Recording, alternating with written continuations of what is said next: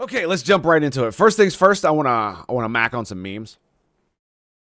Specifically this one. It's like, cause like here's the thing. When I was younger, I understood that one of the reasons that like pride existed the way it did, as in celebrating and being proud of who you are, is because of the denigration of the humanity of individuals within the legitimate Aqua community by religious extremists in the United States of America, specifically. Um, Christian extremists who were so vitriolic and hateful toward gays, lesbians, and bisexuals that they literally created their own goddamn flag and their own goddamn movement to join together in solidarity against such a thing. Now, do those people still exist? Yes. Do they have any cultural power? Almost none. And the thing that worries me about what's happening right now with all the LGBT stuff is that it's going to go backwards. Like, we're actually going to get a pendulum swing when it comes to all the LGBT stuff. And it really bothers me. Because does it need to go back a little bit with all the fucking trans shit? Yes. Does it need to go back with all the fucking like fetish shit at Pride? Absolutely. All that shit needs to go away. Drag performances for children, stripping for children, all that shit needs to go away. Like, poof. It all needs to disappear. But I actually think the idea of pride, the way it's framed, because it was necessary in the time, but it's no longer necessary today. Like I said, those people still do exist, but the vast majority of the humanity that exists within the United States of America supports you doing whatever the fuck you want, so long as you don't bother me with it. Basically. So most of the people that I interact with, that I know, the vast majority of people that I see, nobody would support laws that would ban homosexuality or ban homosexual acts or ban homosexual marriage or any of this other stuff. The marriage thing, I don't know where that's gonna go. I meme about how they're fucking speed running, rolling it back. But we'll see about that. I don't necessarily think that's going to be the case, but it really feels like some of these assholes have gotten they got so high on winning the culture war in the early aughts that they still haven't realized that they've pushed too far. And I really do think that we need to reanalyze the whole pride nonsense, because the thing about it is that there is a reason that pride is a sin in more than Christian dogma. And I think that's what's happened to the pride movement, is that they've allowed essentially pride and debauchery to fill the void of meaning that has fluttered away since the fact that technically the pride movement won the culture war in the aughts and in the teens, especially in the teens with the passing of gay marriage and the vast acceptance of homosexuals and their life and their basically almost normal lifestyles for the vast majority of them, with the exception of the fact that they bed people that are the same sex as them. Yeah, like why Assassin's Creed has gone back. Yeah, like, and not only that, I really do think that pushing all the homosexual shit in media is going to turn people against it. Because I am a bisexual man. I enjoy those things. That does not mean that I enjoy them in all of my entertainment. I do not like seeing dudes kiss. I just never have. It's not a thing I like. I don't like doing it myself. In fact, I almost never do it. Yuck. But that doesn't mean it can't exist in media. But like when every mainstream show or big thing that I come to is literally about some fucking gay dude kissing another gay dude, I'm just like, why does this need to be here? Like, you could have just taken out all of Love Story and just had a bunch of people fighting and killing, and I'd have been cool with that. But no, they have to put the gay in for some reason, and I don't really understand it, especially considering, statistically speaking, in any given story, like, maybe one person might be a homosexual, right?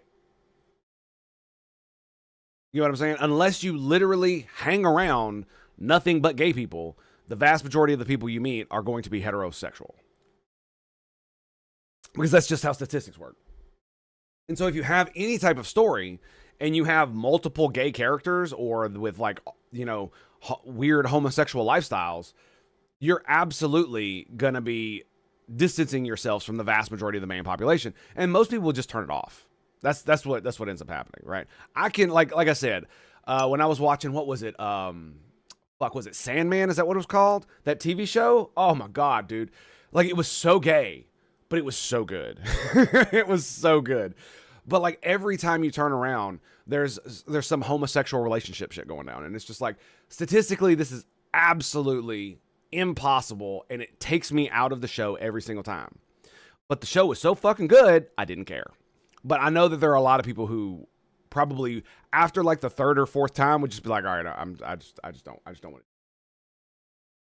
One place party. Yeah. And it's one of those things where it's like, I really think that Pride needs to go away in its current form, and it needs to be redone, because like I said, there's a reason Pride is a sin.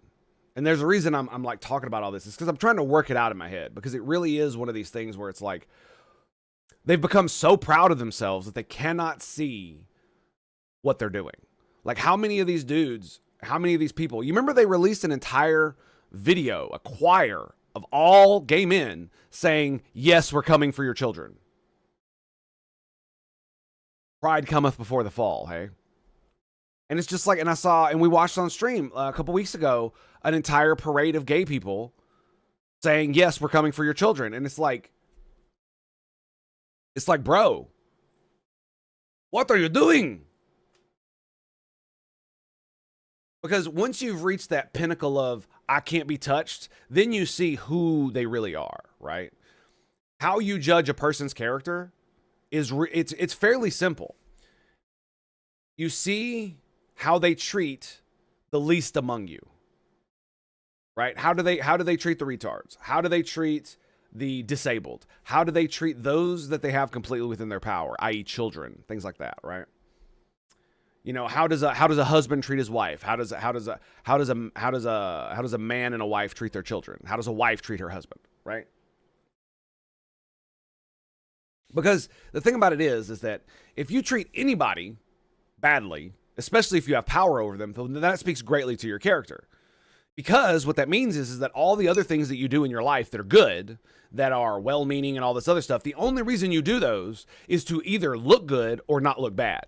Because the moment no one is looking and you have complete power over another human being and you treat them like trash, that means your character is trash, right?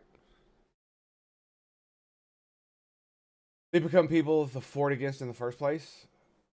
Yes. So, asinannerally, yes. But essentially, what ends up happening is like the moniker, or excuse me, the saying that you either die young or live long enough to become the monster that you once fought, is sort of kind of true, but not really. What it really boils down to is that it is a good saying, because it applies to superheroes, but that also applies to politics. And the reason it applies to politics is some people make their whole identity their politics.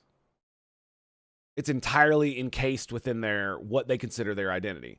There are people who literally embody the identity of a Republican or a Democrat or a progressive or a conservative or whatever, and any disagreement and or insult immediately like flips them over a lid, and they gotta you've attacked their identity as if you have attacked them for being who they are. Like you called out their name and called them a fucking asshole and that you hate them. It's just like saying, you know, I don't think Trump did this. I think this thing that Trump did was bad and I completely disagree with him. If that person has integrated being a Trump fan into their identity, they will immediately take personal offense at that. The same way that they did with Biden, with the fucking Democrats and progressives. It's like, if you can't, and it's always telling when you can't give the devil his due. That's how you know a partisan is. That's how you know who the partisans are, excuse me.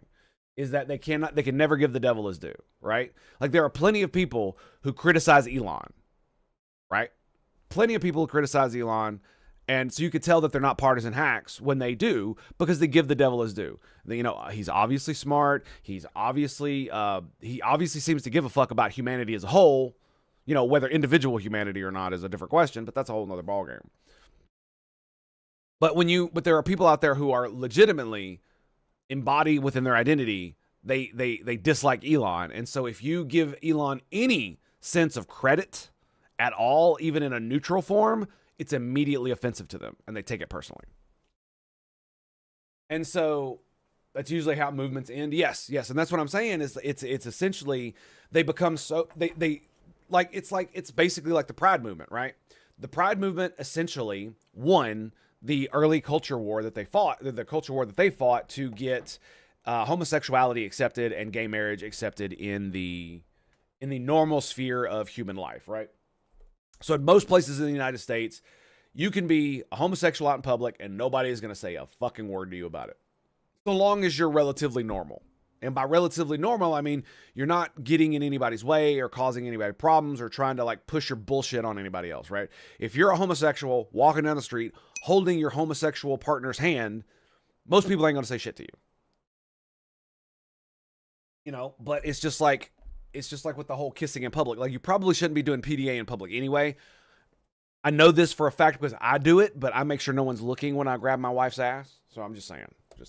Make sure you play the game correctly, right? You can do it, but you have to do it like you're like teenagers holding hands secretly, right? That's the way you got to play it.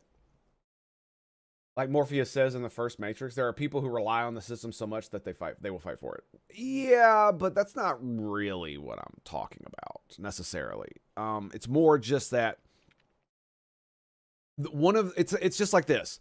Why are there government programs that were started in the 30s that still exist, that were meant to solve a problem back then but still exist today? Well, it's because they probably solved that problem and then eventually they either had to find new problems or pretend the problem wasn't solved in the first place. This is one of the reasons why stuff like government programs to do certain things, especially when they're privatized, tend to create negative feedback loops that continue the thing existing, right? It's in the best interest of dozens upon dozens of businesses in San Francisco to ensure that there's poop all over the sidewalks, right?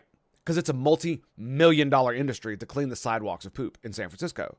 If they passed laws and started enforcing laws that made it illegal to defecate on the sidewalk or anywhere in public, then dozens of businesses would lose millions upon millions of dollars, right? You'd put hundreds, if not thousands of people out of jobs. Several businesses would go out of business, all of these things. So you literally have an entire infrastructure that is incentivized to keep people pooping on the street. That is the reason I bring it. The reason I bring up that example is because how ludicrously stupid it is, right?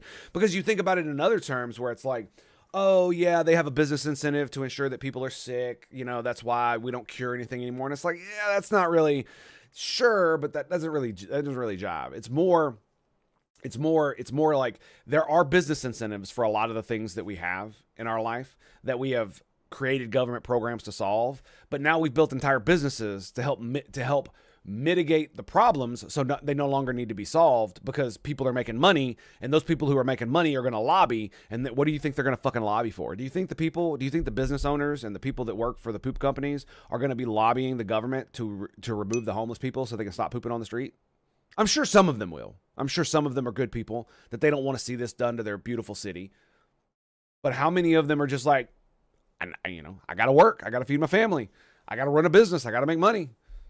So I'm gonna lobby for the thing that's gonna make me the money, which includes people fucking defecating on the street. They are thanking my sidewalk poop away. How dastardly, exactly. And I mean, like I said, it's a ludicrous example, but it exists for a reason. Now, like I said, are they actively doing that? No, but it's all about incentives, right? It's like when you talk about reforming the prisons and removing the amount of prisons we have or reforming them in such a way that would lower the amount of officers that are being employed, you will literally get the unions and all these other motherfuckers coming out and being like, oh, you're taking away jobs from people. And it's like, Yeah, but these jobs are being used to, beat down and harass people who don't deserve it. They deserve to be locked in a cell, not treated like pieces of shit, right? So it's like you have this really perverse monetary incentive to create and continue these horrible things and practices. And this is what I believe is happening to the Lgbt movement and Pride and all of this is they basically slayed their dragon and chopped them up and ate them. And now the only thing left are a bunch of baby dragons chilling in the hills in the distance. And so instead of just chilling and putting up fortifications and holding their own, they're now taking loans and wandering into the wilderness to slay the baby dragons. And they look like complete assholes for doing it and make everybody mad. I know I'm going all over the place here, but that's what we're here for. That's what we're here for.